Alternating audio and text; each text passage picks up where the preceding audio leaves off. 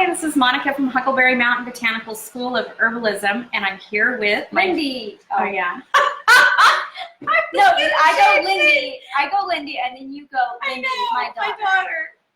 Yeah. We're gonna work on it. It's gonna eventually. We're gonna get there. Hi, Sean.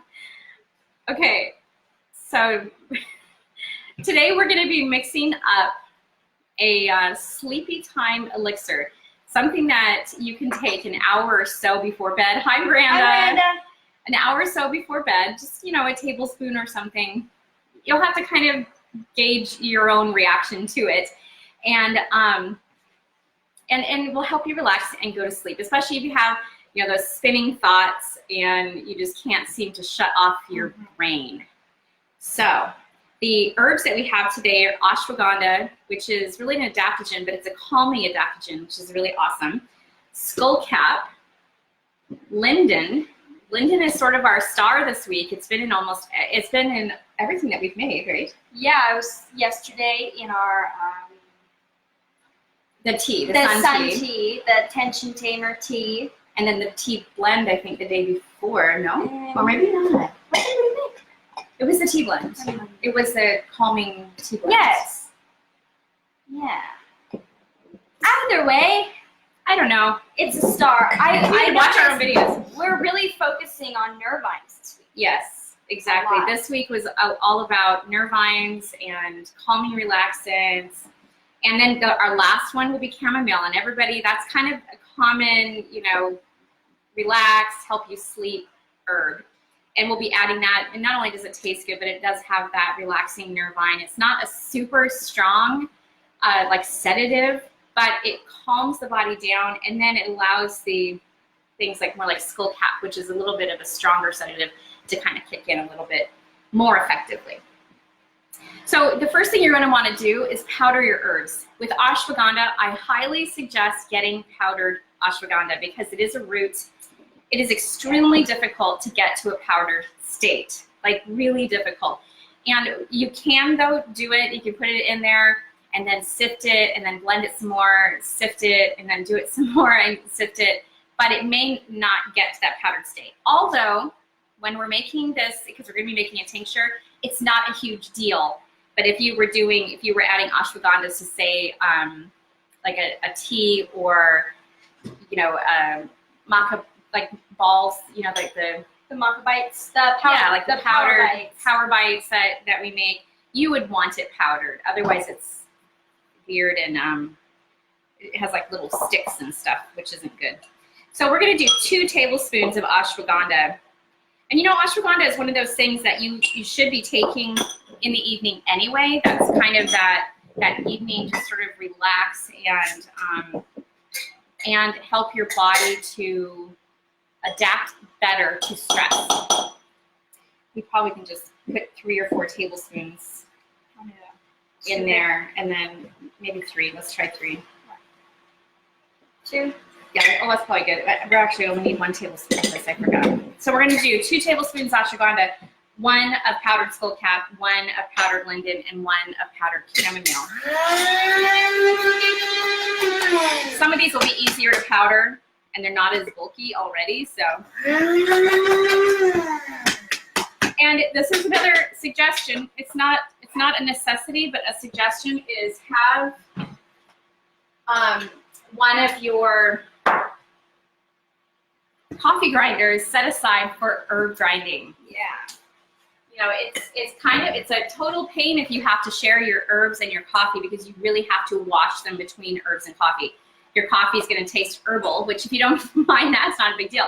But your herbs will take on that oily and the taste of the coffee, which will change how the herbs interact. So, you'll want to have a designated herbal grinder. We actually have 2 because we grind enough herbs, and I have, workshops here, and so people are doing it frequently. Is this a tablespoon? Yep. Okay, we're going to put it straight in here. I put this here for us to dump this in. Oh, smart idea. Thank you. And the other thing about this is that we're going to be using brandy. It's a low alcohol content, which is perfectly fine because we're using totally dried herbs. Normally when I'm making anything that, let's see, when I'm making tinctures, I usually only use single herbs. And that's what I recommend to anyone. If you listen to any of my classes, do anything, I'm always like single herb, single herb, single herb. And that's because the alcohol can only hold a certain amount of constituents from each one of those herbs. So if you're doing single herb, it's going to be able to pull everything out, and then you can blend afterwards. However, this is kind of one of those, what do we call it when it's a home done? Folk method. A folk method. Just kind of, you know, putting it in and pulling out the constituents that's going to be putting in there. Everything is going to be contributing to that calming, relaxing, helping you sleep. Go ahead.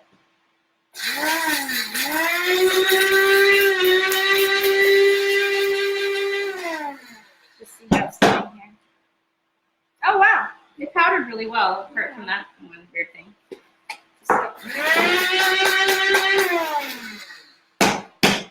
I mean, the rest of these herbs are pretty soft, so they're easier to blend down. Do you want to do it over this? Or yeah. I can get you another bowl if you want. All right, so we got our 1 tablespoon of linden. Oh, it's looking like one of those sand art, that, you know, oh yeah, where layering. You're layering it up. Right. Very cool. Next is chamomile. I'm gonna be measuring it out. Hi, Kayna. Oh, these are so good for me. Nervous. I don't suggest sticking your nose in herbs and inhaling, but Probably not a good idea. they're not really meant to be sniffed or snorted. Just saying. You made it. Yes, you made it. You're here on time. Ish. Not really. Not really. You're still late.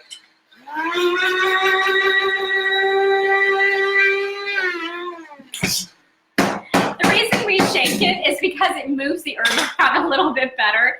And then the reason we tap it is to get the herb off of the lid and down into... Oh yeah, it never occurred to me that it might look kind of weird. Wow, yeah, it looks like we're doing it for luck. Yeah. Tap, tap. Powdered up really nicely. Cool. And you know, when you powder herbs before you make tinctures, you don't have to, wow, I get sparkly. Anyway, you don't have to, but you're really allowing for that full extraction. So when you're doing this kind of mix, that's a really good idea. So it can pull out completely. All right, so we have this in here. I'm gonna add my 5 ounces of brandy, and I may take it up just a little bit higher. Gonna get my trusty chopstick here. You know, these kind of chopsticks I love because they are coated, making it super easy to reuse and really easy to wash. Yeah, so even things like beeswax doesn't stick to it. Yeah, it's nice. Even with a paper towel, we can just wipe it off and then wash it easily. Okay, so I am going to add just a tiny bit more brandy. I almost poured my wine in. That's not meant to go in there. This isn't a brandy wine thing. Okay, about another 2 ounces there. But you don't have to, totally up to you. And then please, at this point, label. Label, label, label. Just shaking this up. You're gonna need to shake this every single day. So put it somewhere in a cupboard that you'll remember, you'll see it, you can shake it. Shake it every day, 4 to 6 weeks, and then you're gonna strain it. And I'm gonna show you now the second step. We're gonna be using different herbs. But I want to show you the second step of making an elixir, because the first step is to make this tincture. Hi, Bonnie. Nice to see you. So the second step, once this is done, is straining. So I've got a pretty simple setup right here. I just have this, what is this called? Colander? Strainer? A sieve? Sieve? Okay. Anyway, there it is, and it has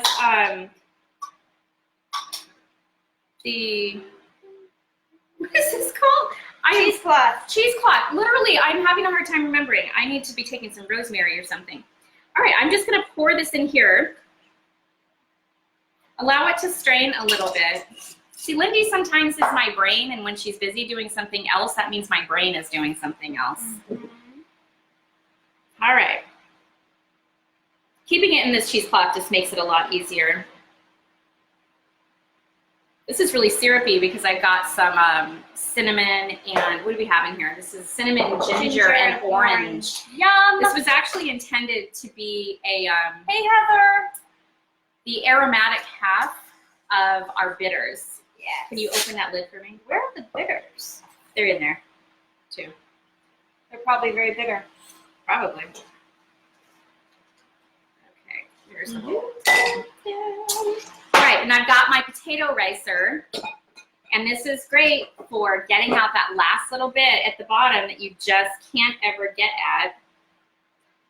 I recommend this too, and it's not super expensive. It's easy, you know, it's cheap, and it works really, really well.